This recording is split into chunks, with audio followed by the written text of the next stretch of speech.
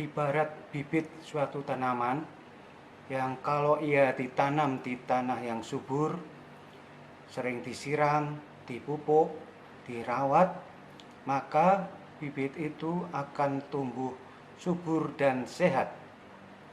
Meskipun bibit itu sebenarnya bukan bibit unggul. Lain halnya bila bibit itu ditanam di tanah yang tandus, kering, jarang disiram, jarang dipupuk, tidak dirawat, maka bibit itu akan kurus sekalipun sebenarnya bibit itu adalah bibit yang sangat unggul. Itulah sebabnya kenapa PTN favorit didominasi oleh anak-anak alumni SMA unggulan atau SMA favorit. Berikut simak videonya ya.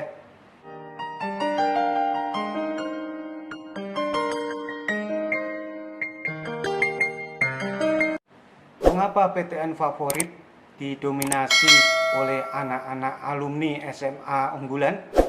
Berikut adalah strategi-strategi SMA unggulan dalam mendominasi PTN favorit. Yang pertama, anak-anak itu dipersiapkan sejak kelas 10. Ya, jangan heran kalau misalnya awal masuk di SMA unggulan kelas 10 awal itu siswa dan orang tua siswa stres. Mengapa? Karena untuk mendapatkan nilai 6 susahnya bukan main. Ya, nilainya rendah-rendah.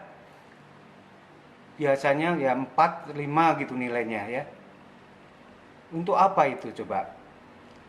Nampaknya itu sebagai shock terapi atau pesan dari sekolah bahwa kalian kalau ingin sekolah di sekolah unggulan harus serius belajar. Yang kedua, di sekolah unggulan itu yang diprioritaskan adalah pengembangan karakter. 85% itu pengembangan karakter dan 15% baru intelijensia.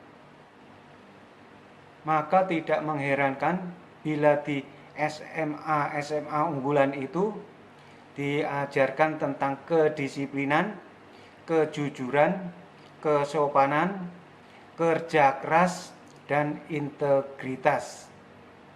Kemudian yang ketiga, strateginya adalah mengembangkan kolaborasi antar siswa, kerjasama antar siswa. Yang sudah paham mengajari yang belum paham. Bukan saingan antar siswa, tapi kolaborasi antar siswa. Itu yang ditanamkan di SMA unggulan. Yang keempat, selain pengembangan kolaborasi antar siswa, juga dikembangkan kolaborasi dan komunikasi orang tua.